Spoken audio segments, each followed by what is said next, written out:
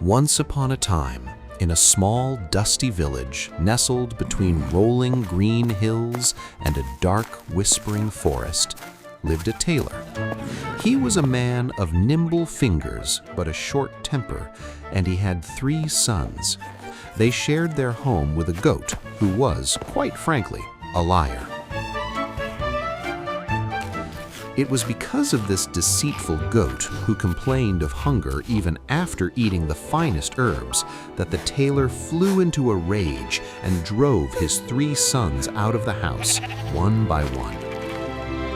"Go!" he shouted, waving his shears. Go!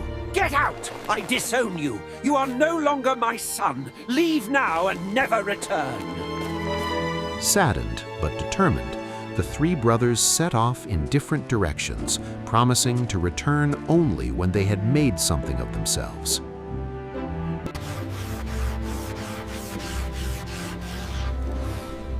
The eldest son was a practical young man. He traveled to the north and apprenticed himself to a master joiner.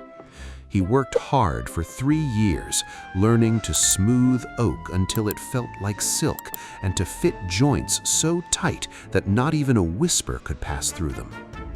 When his apprenticeship ended, his master said, "You have been a faithful student. I cannot pay you in gold, but I will give you this." He pointed to a small, unassuming wooden table standing in the corner. It looked like nothing special, just a simple 3-legged stand. "It looks plain," the master admitted, "but it is a wishing table." There it is, exactly as the prophecy foretold. Are you certain, Father? It looks rather wobbly.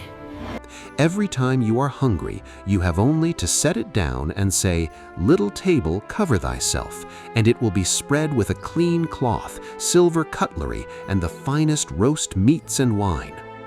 The eldest son was overjoyed. "This is better than gold," he thought. "I shall never go hungry again." On his journey home, he decided to stay at a roadside inn. The inn was crowded, and the guests were complaining about the meager stew the innkeeper was serving. The son, feeling proud, set his little table down in the middle of the common room. Little table, cover thyself. Instantly, a white tablecloth unfurled across the wood. Platters of steaming venison, bowls of rich gravy, loaves of crusty bread, and flagons of wine appeared from thin air. The aroma filled the room, silencing the guests. The son invited everyone to eat, and they feasted late into the night. But the innkeeper, a man with greedy eyes and sticky fingers, watched from the shadows. "That table could make me rich," he thought. To the joiner! Hooray! More wine over here! Late that night, while the son snored peacefully, the innkeeper crept into his room. He swapped the magical table for an old, identical-looking one from the attic.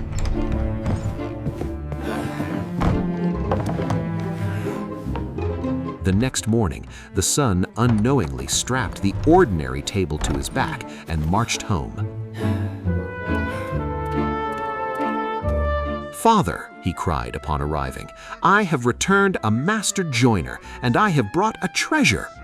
He gathered the tailor and all their relatives. "Watch this," he proclaimed. Look, Father, I finally finished it. Isn't it the finest table you've ever seen? He set the table down and shouted, "Little table, cover thyself." Nothing happened. The table remained bare. The wood remained dusty. The relatives whispered, and the tailor's face turned red. "You fool," the tailor shouted. You bring this useless piece of junk into my home. You shame me, boy. Shame the whole family. "You bring me old firewood and call it magic?" Humiliated and confused, the eldest son realized he had been tricked, though he did not know how. He took a job with a local carpenter, working in shame. That's the sound of progress, lads. Keep it churning. Meanwhile, the second son had traveled to the south.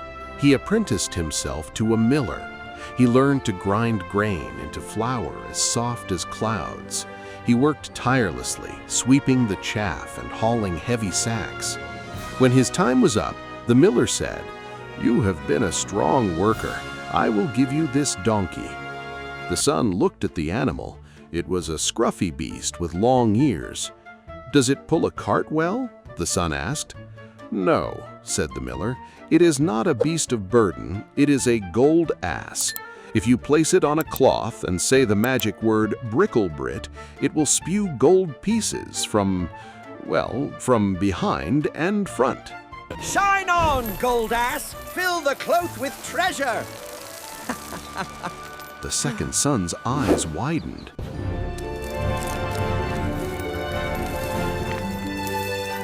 A walking treasury! He set off for home, eager to help his family. As fate would have it, he stopped at the very same inn where his brother had been robbed. He led his donkey to the stable, but refused to let the stable hand tend to it. Don't you worry, boy. Here, let me take the reins. No, we're all set. Thank you. He insisted on feeding the animal himself. The innkeeper, remembering the magic table, was suspicious. He followed the son to the stable and peeked through a crack in the wall. He watched as the son laid down a cloth and whispered, "Bricklebrit." A shower of gold coins clattered onto the cloth. Clink, clink, clink. The son quickly gathered the wealth and went to bed, paying for his room with a fresh gold piece. Min, all mine. Soon those coins will belong to me. A donkey that mints money. The innkeeper's greed knew no bounds. In the dead of night, he crept into the stable and swapped the magic donkey for a regular farm donkey. The next morning, the second son rode the ordinary donkey home. "Father," he shouted, "I am a miller, and I have brought you endless wealth." The tailor was skeptical. "Your brother brought me a table that did nothing." "But this is different," the second son insisted. "Invite the town." Look, everyone, I have done it! The finest flour in all the land, and I've brought enough for the whole village. Come closer, don't be shy. Once again, the relatives gathered. The son laid down a velvet cloth. He pulled the donkey into the center of the room and shouted, "Bricklebrit." The donkey looked at him. It did not rain gold. Instead, it did what normal donkeys do when nervous. It dropped a pile of manure onto the velvet cloth. The relatives roared with laughter. The tailor was furious. "Out of my sight," he yelled. The second son, heartbroken and baffled, went to work for the local miller, poor as a church mouse. How dare you bring that creature in here? Get out! Get out now before you ruin everything else! The third son, the youngest, had traveled to the west. He apprenticed with a turner, learning the art of wood turning on a lathe. It was the most difficult trade of all, requiring immense patience and precision. While he was learning, he received letters from his brothers. They told him of their strange misfortunes, how their magic gifts had failed them the moment they returned home, and how they both had stayed at the same roadside inn. The youngest son was clever. He connected the dots. When his apprenticeship ended, his master handed him a sack. "You have learned patience," the master said. "Inside this sack is a cudgel, a heavy stick made of ironwood." "A stick?" the son asked. "That seems heavy." "It is the cudgel in the sack," the master explained. "If anyone tries to harm you, you must say, 'Stick out of the sack.' The stick will jump out and dance on the backs of your enemies until you say, 'Stick into the sack.'" "This," said the son with a grim smile, "is exactly what I need." He traveled to the infamous inn. He entered with the sack slung over his shoulder, looking confident. Evening. That's a mighty heavy sack you got there, friend. It is. I'm here for a room and perhaps a hot meal. He ordered the best food and drink. The innkeeper, seeing the heavy sack, approached him. "You travel with a heavy burden, young man. Is it treasure?" "Treasure beyond compare," the third son lied smoothly. "Inside this sack are gems that shine like the sun. but I am too tired to count them tonight." Another fool, another fortune. The son went to his room and placed the sack under his head as a pillow. He pretended to sleep, letting out loud, rhythmic snores. Sure enough, the door creaked open. The innkeeper tiptoed in, reaching gently for the sack, trying to pull it out from under the sleeping boy's head. Suddenly, the son opened his eyes. He shouted, Dick, out of the sack! The heavy wooden club flew out of the bag as if it were alive. It struck the innkeeper on the shoulder, then the back, then the legs. The innkeeper howled in pain and tried to run, but the stick was faster. It chased him around the room, dusting his jacket with a rhythm like a drum roll. "Mercy! Mercy!" the innkeeper screamed, diving under the bed. The stick followed him. Give back the table and the donkey. I will! Just call off the goblin stick," the innkeeper wailed. "Stick into the sack." The cudgel instantly stopped its beating and zipped back into the bag. The bruised and battered innkeeper, terrified of another thrashing, immediately led the boy to the secret storeroom. There, dusty but safe, stood the wishing table and the gold donkey. The youngest son returned home the next day, leading the donkey and carrying the table on his back with the sack at his hip. "Father," he called out, "I have returned." The tailor looked up from his work, groaning. Don't tell me. You brought a magic spoon? "Better," said the youngest son. "I have my brother's inheritances." He summoned his two older brothers. When they saw their original gifts, their faces lit up. "Brother," the eldest cried, "that is my table." "And that is my donkey," shouted the middle son. "Prove it," said the tailor, crossing his arms. The eldest son set down the table. Little table, cover thyself.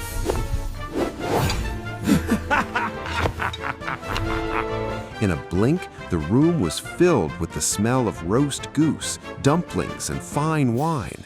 The tailor's jaw dropped.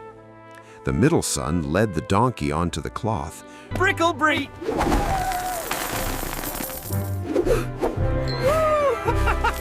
Pure gold coins rained down, covering the floor in a shimmering layer of wealth. The tailor was speechless. He looked at his youngest son. "And you, what did you bring?" The youngest son patted the sack at his side. "I brought the guardian of the treasure, father, but I think it is best if this one stays in the sack." The tailor, seeing his sons successful, skilled, and united, felt a great shame for how he had treated them. I was wrong. He threw away his needles and thread, for he never had to work again. They lived together in comfort and joy. The table always kept them fed. The donkey ensured they never wanted for money. And the stick in the sack hung by the door, ensuring that no one ever dared to bother them again. As for the goat who started it all, it was never seen again, though some say it's still out there complaining about being hungry to anyone who will listen.